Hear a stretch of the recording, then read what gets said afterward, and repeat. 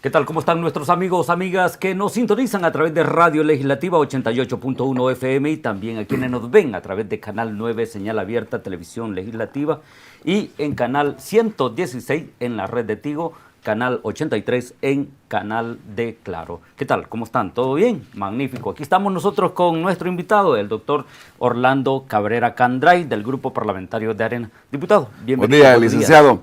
Esperando que todo el pueblo salvadoreño tenga una feliz Navidad, una feliz Nochebuena, una feliz Navidad, un próspero 2017.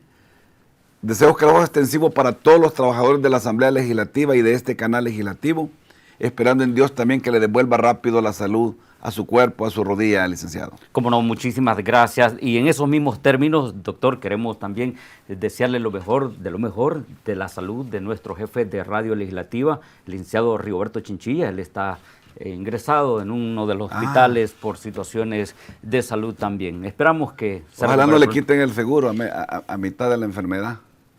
Y a propósito, ¿habrá seguro, diputado? Bueno, mire, sobre el seguro médico de la Asamblea Legislativa se oyen decir muchas cosas, pero también sobre el seguro médico de otras instituciones se oyen decir pocas cosas, porque el seguro médico los trabajadores de la Asamblea Legislativa tienen, de la Corte Suprema de Justicia tienen, de la Corte de Cuentas tienen, los de CEL tienen, los de CEPA tienen, los de Casa Presidencial tienen, los ministros, viceministros, directores generales tienen. En fin, hay una gran gama de instituciones del Estado, autónomas o no autónomas, que tienen seguro médico. Entonces, el tema es la evaluación de esa figura de servicio y de la provisión de servicios médicos. Con relación al seguro médico de la Asamblea y de la Corte Suprema y de otras instituciones se habla mucho. Y yo creo que de acuerdo a lo que dicen, en el pasado hemos tenido abusos. Y si es abusos, los jefes de ese momento y los jefes actuales deberían de hacer retrospectivamente un estudio, porque se oye decir de señoras que han ido a parir al extranjero, pagados con el dinero del seguro, sin haberles encontrado su trabajo de parto en un viaje oficial. Se oye decir también de cirugías plásticas de carácter cosmético.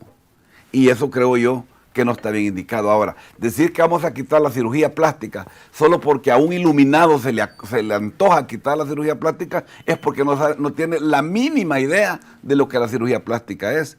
Porque hay una parte cosmética, pero hay una parte reparativa. Por ejemplo, que a alguien por un problema le quede un vidrio en una rodilla y tengan que operarlo y después tengan que hacerle cirugía plástica reparativa de esa rodilla. Esa es una necesidad del trabajador, del paciente. Si alguien sufre una quemadura por fuego, por gases, por ácidos, tienen que hacerle cirugías plásticas reparativas en el rostro o donde sea. Venir a decir también que hay abusos porque hay tratamientos por celulitis. Si la celulitis es un proceso inflamatorio infeccioso del tejido celular subcutáneo y muchos mueren de eso. O sea, yo creo que lo que hay que quitar son los abusos, los atrevimientos que han habido en burlar el seguro médico, y las autoridades legislativas tienen que ser estrictas en esto. Ahora bien, para disminuir los gastos de salud, yo creo que el Seguro Social debe de intervenir en esto a través de un convenio. Y poner aquí en la Asamblea Legislativa, en la Corte Suprema de Justicia, en la Corte de Cuentas de la República y en todos los lugares, verdaderas clínicas empresariales.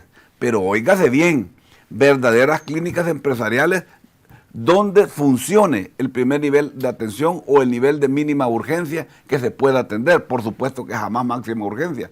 Y además tener ambulancias realmente funcionando para el traslado de pacientes. Le vamos a poner un ejemplo.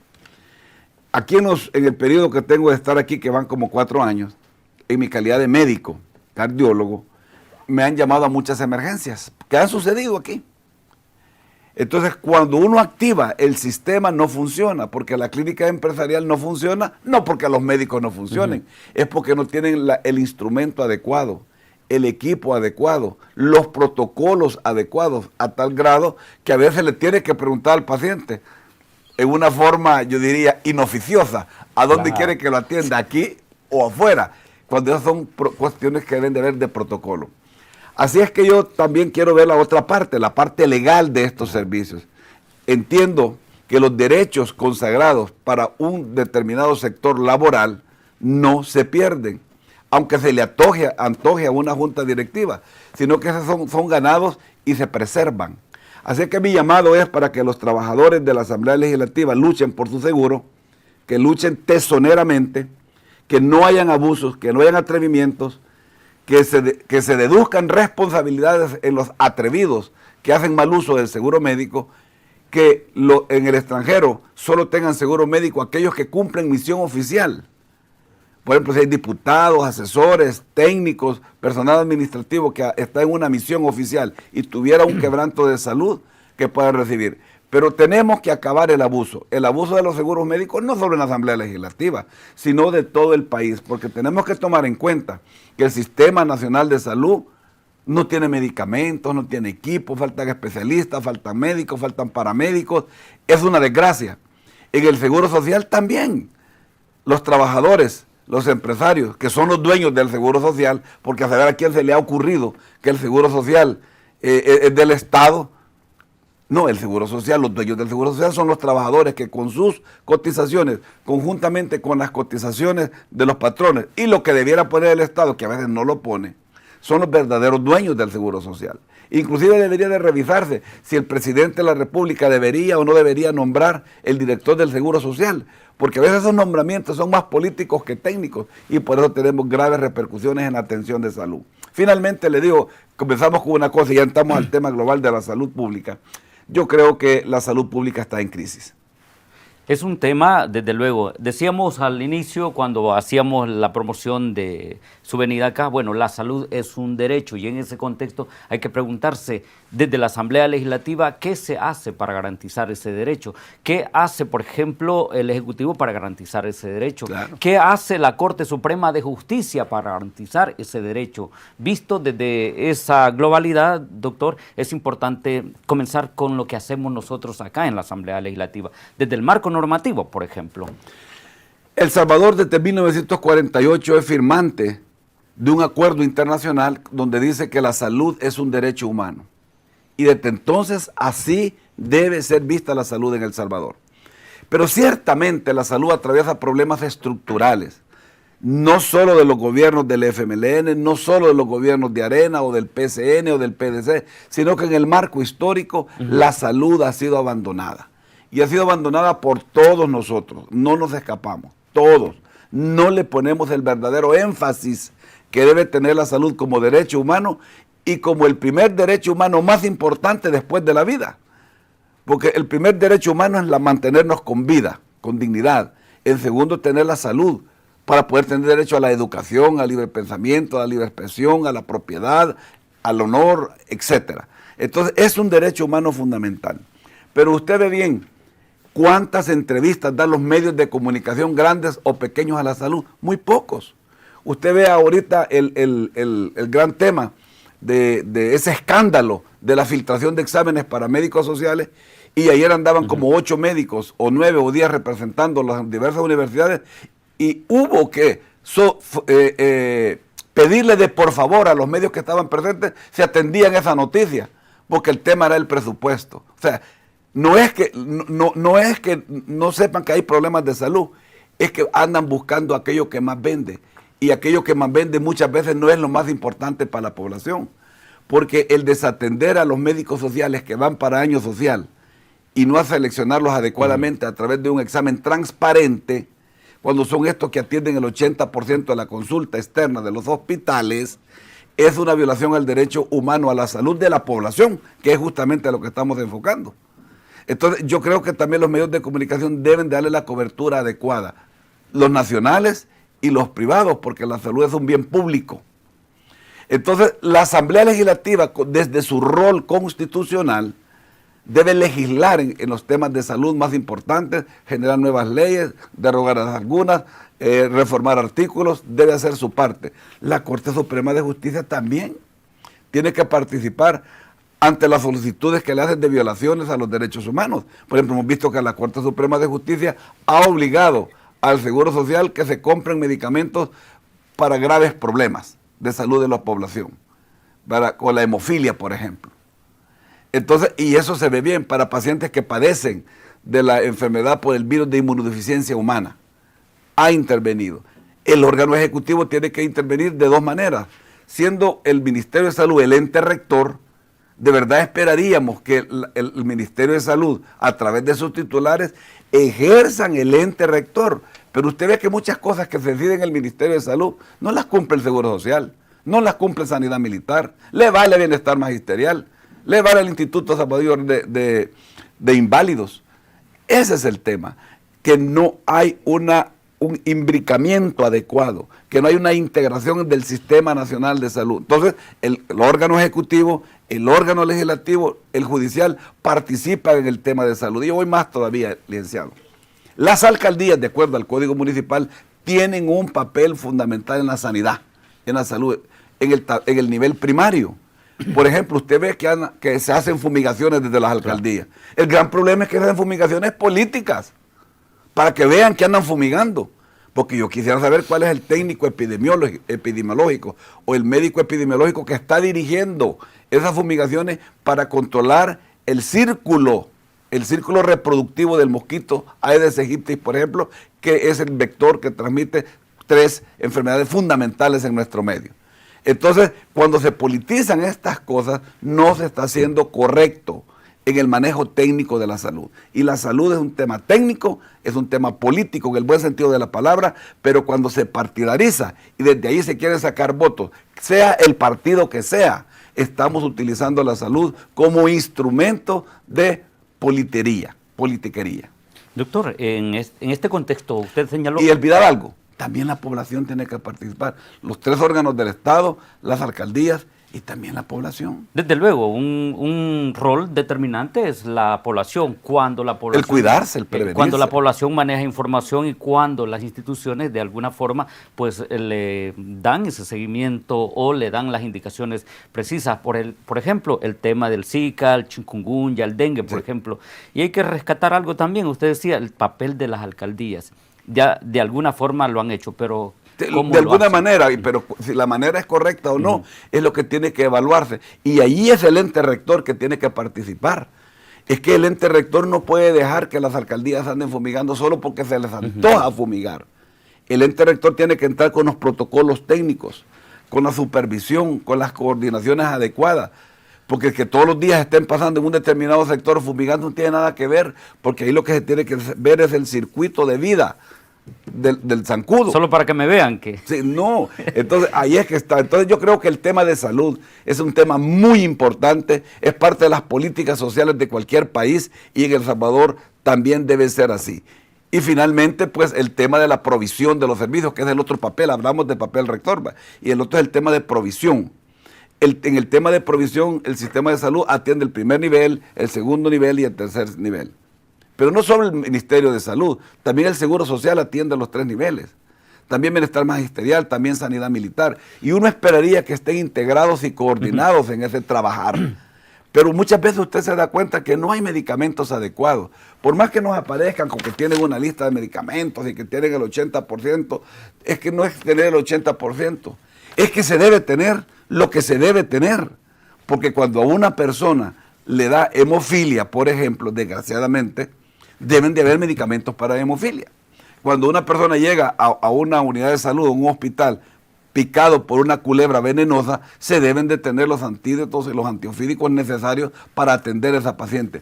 Pero igualmente cuando tenemos un paciente que sufre un brutal accidente de tránsito, debe de haber la forma de sacarlo de esos hierros retorcidos y moverlo rápidamente a una unidad asistencial de emergencia. Igualmente ahora que vimos este gran problema terrible de la crisis de inseguridad pública del país, los hospitales deben de tener los cirujanos adecuados para hacer todo el trabajo que deben de hacer. Y no hay duda que El Salvador tiene excelentes médicos, excelentes paramédicos, pero muchas veces no tienen los equipos adecuados, no están las personas adecuadas trabajando. Le pongo un ejemplo. En el Hospital de la Unión, por ejemplo, a veces solo hay un médico de turno y un residente de turno y se van a atender los dos un parto complicado. ¿Quién atiende a otra persona que llega a pasar consulta a las 11 de la noche? Nadie. Lo mismo sucede en Usulután, en San Miguel, en Santana. Y esto no es estar hablando mal de un gobierno, esto es estar hablando de los problemas estructurales que tiene El Salvador en salud.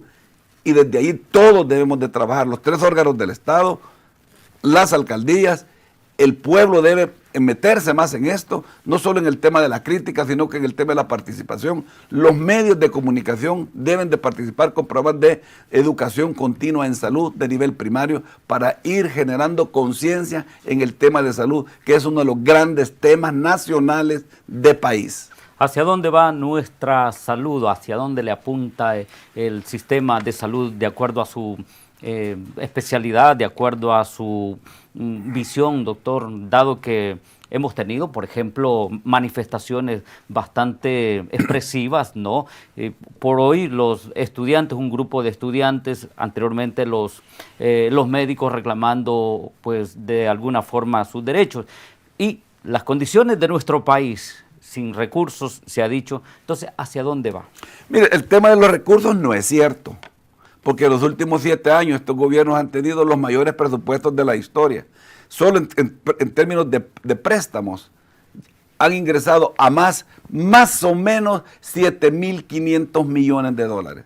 Y en términos de presupuesto han venido teniendo unos 1.000 millones más. O sea, el tema de recursos no es cierto. Ahora bien, el tema es cómo se utilizan los recursos que se han tenido. Usted puede ver, ahí salió en todas las noticias, en todos los periódicos, de que en el Ministerio de Salud aproximadamente, si no me falla la memoria, hay como 3.300 plazas más.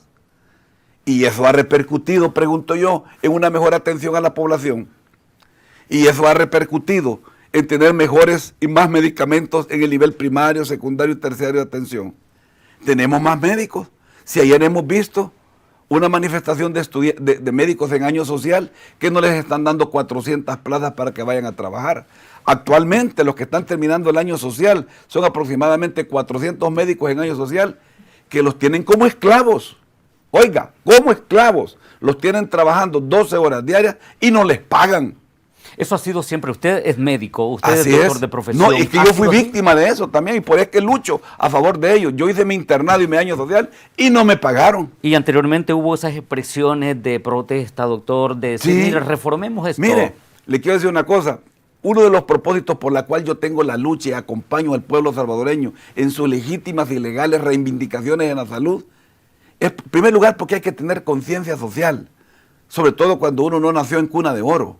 Pero inclusive habiendo nacido en cuna de oro, tiene que tener conciencia social y ponerse del lado del pueblo y ponerse del lado de los más vulnerables. Es que es bien fácil venir a decir un montón de cosas a la televisión o a los radios en personas que llegan a la Asamblea Legislativa o altos puestos y jamás vivieron en un mesón. Y jamás fueron cortadores de café o de algodón o de caña. Jamás trabajaron como niños en la calle. Es bien fácil. Entonces yo a eso le llamo poca vergüenza en la cara. Venir a decir de lo que no se ha vivido o que se ha leído en un libro, y lo siento mucho. El tema de salud es un problema estructural que tiene que ver con la educación, que tiene que ver con el medio ambiente, que tiene que ver con la gran pirámide epidemiológica del país, con el perfil epidemiológico del país, con las condicionantes sociales, económicas y políticas de la salud. Es un gran tema que está amarrado, como le digo, a la educación, al medio ambiente, a los trabajos, a los pesticidas, a los abonos, está amarrado a todo. Entonces, para mí, en este momento, la salud tiene un problema estructural grave de unos 100 años, pero que se ha agudizado en los últimos años por el mal manejo de los recursos. Y porque, por ejemplo, usted puede ver, ¿y cómo es que no le quieren pagar el escalafón a los trabajadores de salud? ¿Por qué no se lo tiene que pagar si es ley de la República? Esos temas tienen que ser discutidos y venir a justificar que no se le quiere pagar solo porque no hay recursos. Cuando les estoy demostrando que sí hay recursos, el tema es que han contratado a mucha gente. Parece que en los 7 años han contratado a 40.000, 42.000 personas, pero que no son los recursos que se necesitan. Y como muestra de eso está que ayer andan luchando ahí los médicos en el social por 400 personas que van a trabajar 36 horas, unas 20 horas diarias, 18 horas diarias, y no les van a pagar, y a otros les pagan o los traen de Cuba y los llevan a San Vicente y les pagan salarios que no tienen nada que ver porque el país está lleno de oftalmólogos y usted los ve en crisis en el Seguro Social que no le resuelven su problema. El Gabinete Social, y entre eso está el Ministerio de Por Salud, supuesto. la semana pasada, o esta semana, si no mal recuerdo, presentaron su informe y la doctora Violeta Mengíbar, ministra de Salud, decía que han habido pues mejoras en la atención de la salud. ¿Será que parte de eso, doctor? Aunque usted dice eso, Sí, no mire, es logro, diría. Yo no estoy aquí para criticar a la distinguida señora ministra de Salud, muy por el contrario. Seguramente ella hace su mejor esfuerzo, pero estaba diciendo que el problema de salud es estructural y que solo la ministra no va a solucionar estos problemas, porque no los va a solucionar. El problema es que necesitamos que el gobierno de la República ejerza franco liderazgo como Estado, que tome decisiones y las cumpla, pero apegadas a derecho, apegadas a la ley y apegadas a la Constitución.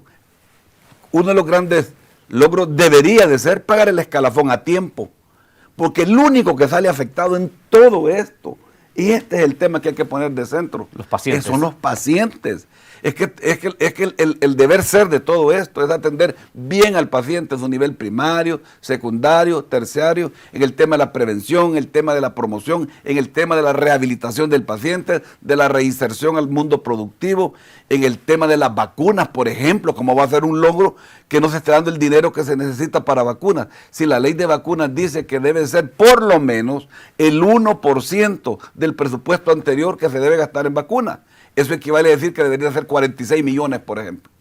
Y solo están gastando entre 11 y 13 millones. Y lo demás es un déficit en vacunas. Entonces me pueden venir a mí a decir, no, mire, si estamos cubriendo, y como si están cubriendo, ¿cómo no se cubriría si tuvieran más dinero en las políticas de vacunación? Políticas científicas, técnicas apoyadas por la OPS, por la OMS y por las asociaciones de pediatría y demás asociaciones involucradas en el tema de vacunación. Por ejemplo, pero hay otras deficiencias muy importantes de equipo, de infraestructura. Vaya a ver usted a dónde duermen los médicos del Hospital Rosales. Pero yo invito a Canal Legislativo que de verdad lo haga. Pero que lo haga y lo haga bien la noche, que no esperen mucho. Que vayan a ver a dónde duermen los que les toca dormir en los turnos. Que vayan a ver las colchonetas si es que tienen. Que vayan a ver lo que comen los enfermos y lo que comen los médicos, que vayan a ver la sopa de repollo permanente que se come. Es que esto es grave, gravísima la situación. Uno que vive en los hospitales y que ha vivido una vida en todo eso, sabe lo que está pasando. Tema de salud. ¿Cómo está la salud en nuestro país? ¿Hacia dónde va? Ya hemos conocido parte de su reflexión. Usted decía que este es un problema estructural, doctor, y que viene, desde luego, es histórico. Y la sociedad sabe perfectamente que Arena estuvo también en su momento. Y cuando me habla de que hay problemas, esto pasa porque en las administraciones anteriores también hubo, de alguna forma, algún descuido, doctor. Cuénteme un poco desde su óptica. Cuando hablamos que los problemas son estructurales, quiere decir que las coyunturas los vienen construyendo dialécticamente.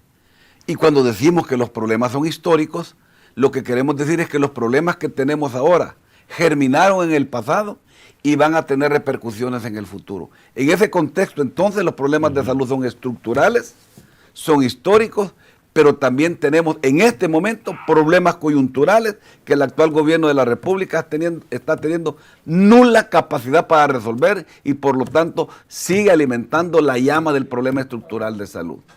Ciertamente, Arena gobernó 20 años y ese es el partido al que yo pertenezco.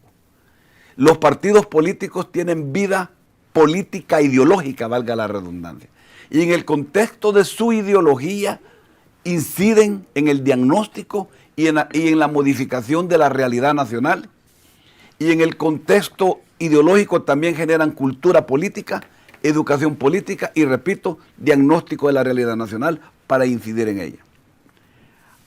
Los problemas de salud, como ya sabemos, son estructurales.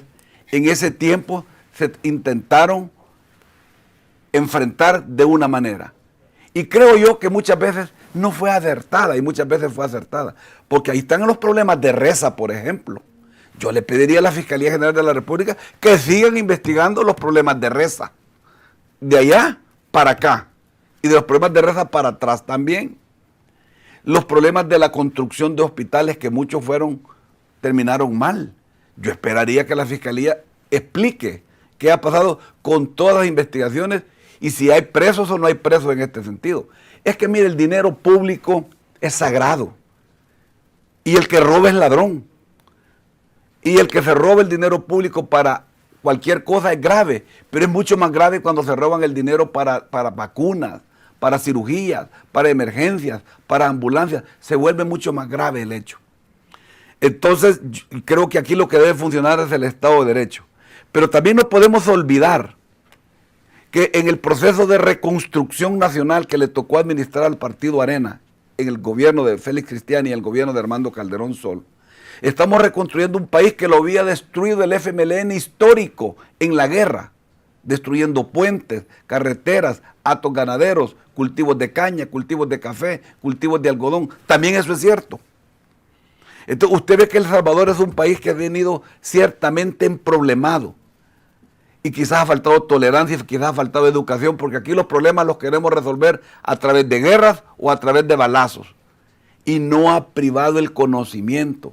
Y es necesario, pues, que a la Asamblea Legislativa cada día vengan mejores diputados en términos académicos, culturales, educativos y de instrucción, que ciertamente representen al pueblo salvadoreño, pero que vengan a trabajar como venimos todos. Porque venir a decir que vamos a ir a aprender a la Asamblea Legislativa no se vale. Es que la Asamblea Legislativa no es escuela. Y es que en este tema, doctor, para ser político, de alguna forma habrá que pasar por formación, desde luego, ¿no? Y es ahí donde en nuestro país, no sé si hay escuelas políticas. Bueno, mira, hay escuelas para estudiar ciencias políticas, ¿verdad? Licenciaturas en ciencias políticas, maestrías en ciencias políticas y administración pública, claro, doctorados en ciencias políticas. Las universidades dan eso a nivel nacional e internacional. El tema es cómo se escogen los candidatos, los precandidatos. Por ejemplo, no es posible que hay personas que solo porque tienen dinero sean candidatos. Es una plutocracia. En cualquier partido político, si a alguien lo escogen solo porque tiene mayor capacidad de pagar su campaña, es plutocracia. O que personas que quieran ser candidatos porque tienen lupanares, que son empresarios, pero lo que venden, lo que tienen son cantinas. Yo no estoy diciendo que legalmente no está correcto, pero ¿y un cantinero? Si en una ferretería venden guaro, ¿qué es eso? Cantina. Es como el de Cepa, que dice que devolvió el dinero. No, se gastó el dinero en guaro. Y esa gente lo que debería hacer es devolver el dinero, no volverlo a hacer. Y además de eso, que vayan Alcohólicos Anónimos y un bando de bolos, pues. Este es el tema. El tema es cómo utilizamos los recursos. Y a Arena le tocó administrar 20 años. Muchos de ellos se ocuparon para reconstruir la destrucción que había ocasionado otro. Y que esos problemas son estructurales porque la guerra se dio por la falta de inclusión social, porque hubo exclusión social. Y hubo esa guerra por esos motivos políticos. Hoy tenemos otra guerra diferente, tenemos una guerra social.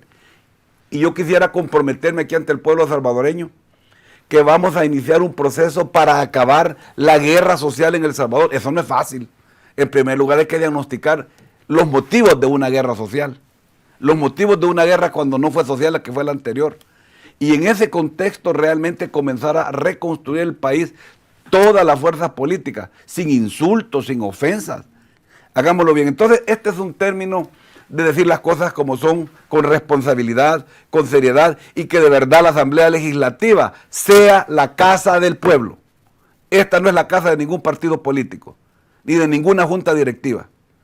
Esta es la casa del pueblo, donde cada 3 años venimos interinamente algunos diputados, pero que aquí deben de estar los mejores trabajadores del país, los mejores técnicos del país, los mejores periodistas del país, los mejores asesores del país, porque aquí se fabrican las leyes, o se derogan las leyes, o se reforman artículos de leyes muy importantes. Y además tiene una caja de resonancia política la Asamblea Legislativa.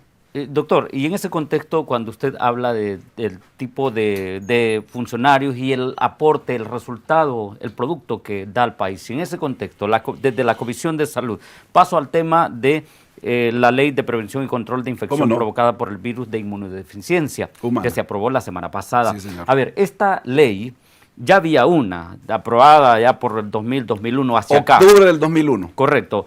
Vienen los movimientos humanitarios y dicen esto no estamos de acuerdo con esta ley. ¿Por qué no estarán de acuerdo los bueno, yo no sé responsables de estas si áreas? estos movimientos son realmente de corte humanitario. Entiendo que sí, porque están viendo el tema de salud, pero son asociaciones muy importantes para el país, que han conseguido logros muy importantes para la sociedad salvadoreña en el contexto de la ley que venía desde el octubre del 2001, y ponerlo en perspectiva, que esta ley que había del VIH ha sido una ley muy importante, que en su momento fue de avanzada, moderna, y que inclusive fue reconocida internacionalmente por los logros que estaba consiguiendo. Pero también es una ley que tenía que tener algunas actualizaciones. Y habían propuestas diferentes. Había una propuesta desde la sociedad civil, desde estas organizaciones que he dicho, muy importantes. Había también una propuesta desde el gobierno de la República, desde el señor presidente de la República, por el ramo de salud. Había otra propuesta. Y también había otra propuesta del partido Arena. Entonces eran 3 propuestas para reformar esta ley.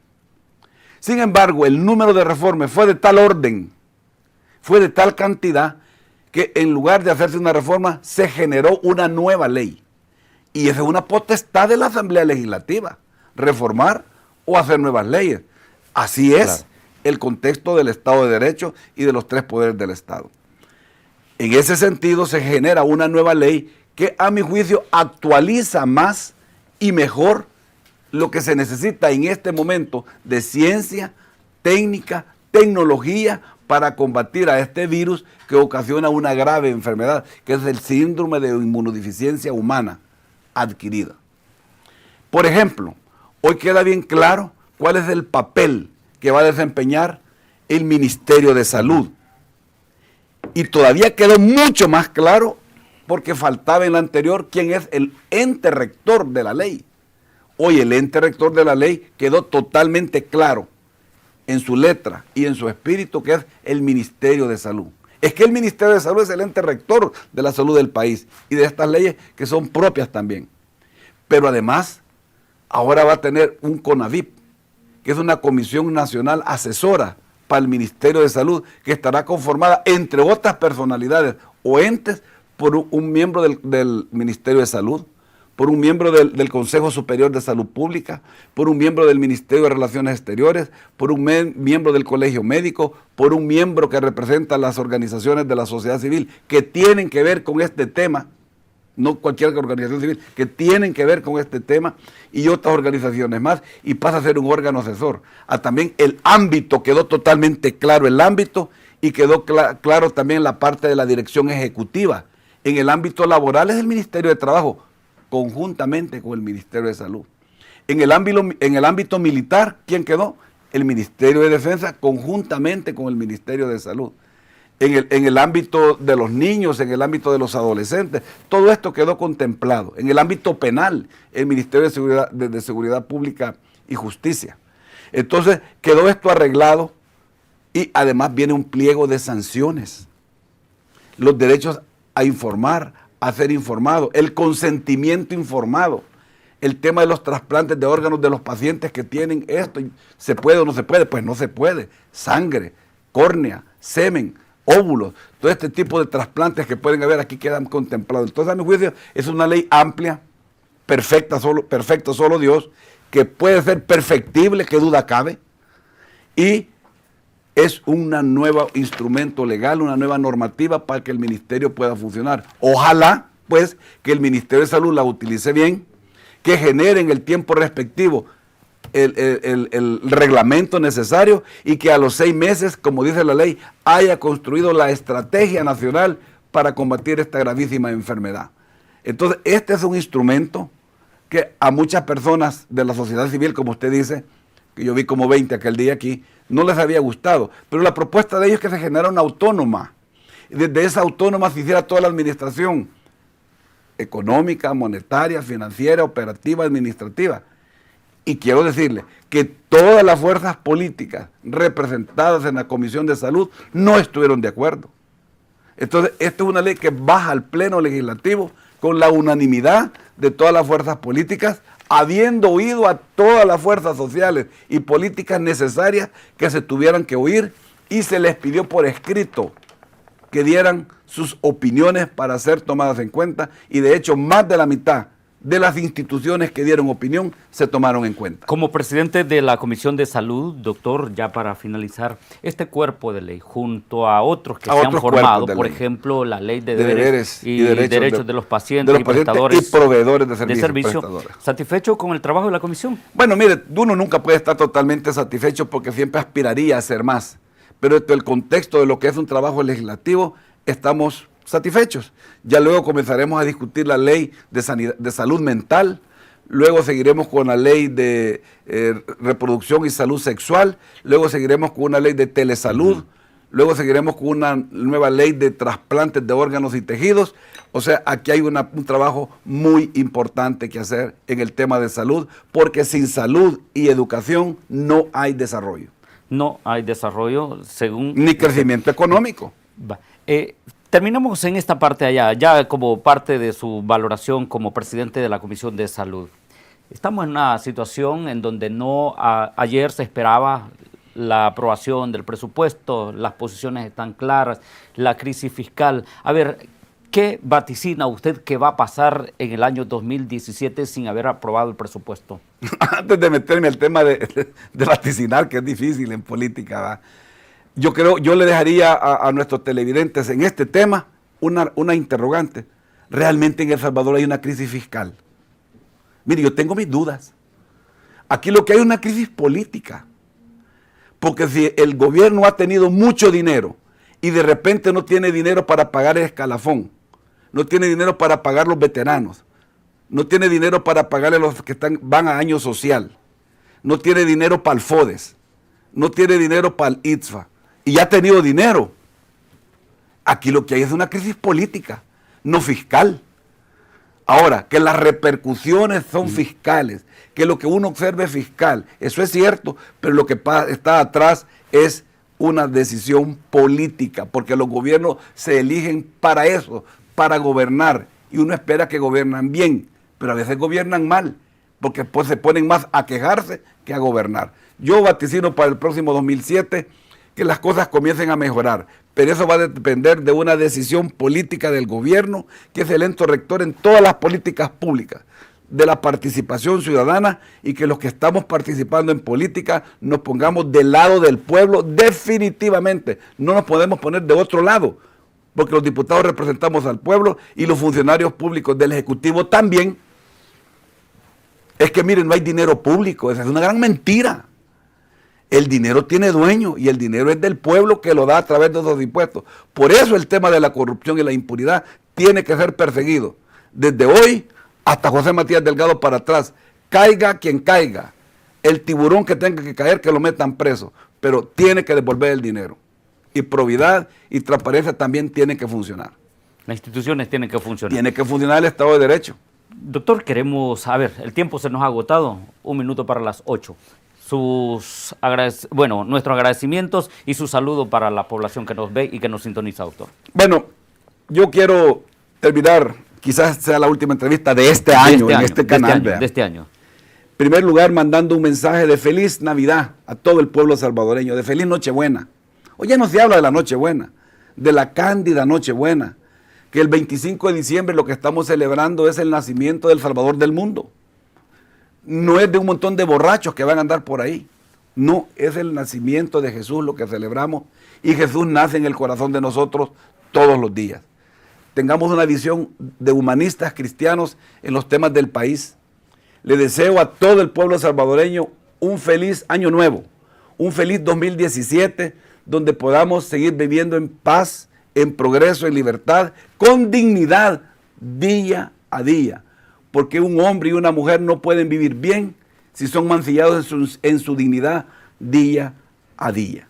Cómo no. Muchísimas gracias, doctor, por su tiempo y por estar con nosotros compartiendo sus puntos de vista en este espacio parlamentar. Gracias nuevamente. Les invitamos a que continúen con la programación de Radio Legislativa.